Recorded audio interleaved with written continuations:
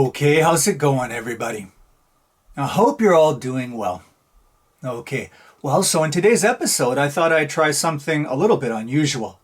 So lately, I've been reading a little bit about ancient Greek religion, and it got me thinking about maybe how different their world would have appeared to them compared to how ours appears to us today.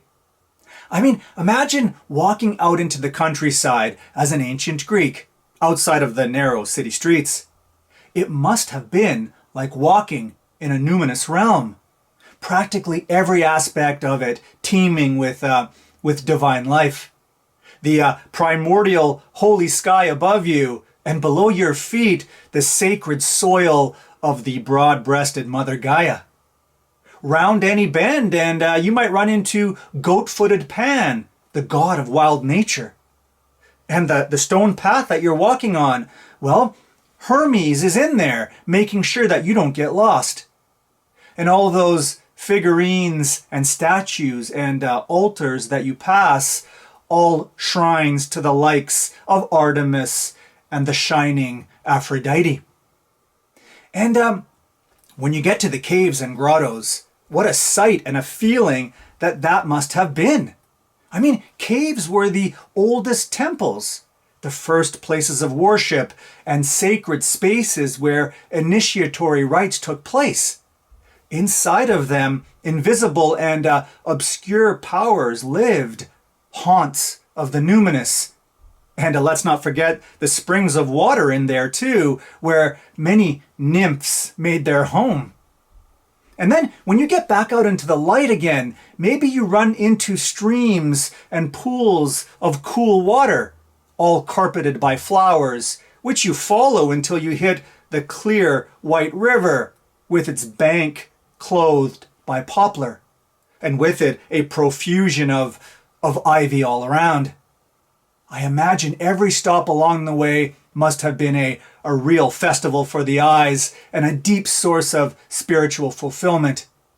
And then to add, imagine the sweet music and prophecy of all the birds around you, emptying you of any and all weariness.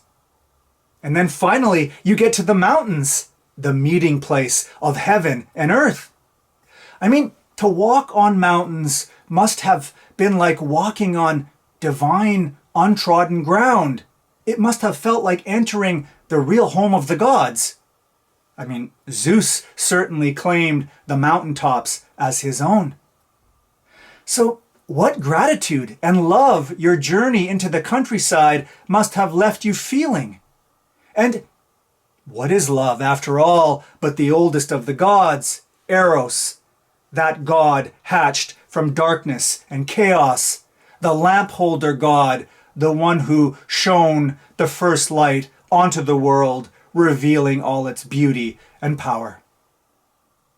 Okay, now, I'm not at all denying that there's a lot of speculation and a fair bit of romanticizing in all of this. Of course there is. But still, imagine what it would be like to see and feel our own countryside in something like this way, where nature isn't inanimate or empty, but where it's redundant and resplendent with life and with individuality. Where we're faced not by things or objects, but by a real presence, a thou. Where the things around us become sources of revelation or manifestations of divine powers and associations. Where our visual landscape, as it did for Thales, becomes a panorama of gods and goddesses, making all things everywhere shining and pregnant with meaning. I wonder if today we couldn't bring back just a little bit of this spirit. After all, there is, I think, a modern tendency to withdraw from phenomena and to cater to so-called objective reality and impersonal laws. And of course, I'm not denying that this has been and is hugely important and beneficial. But as Schiller warns us in his poem, The Gods of Greece, let's be careful not to sacrifice all the gods for the sake of only one way of looking at things.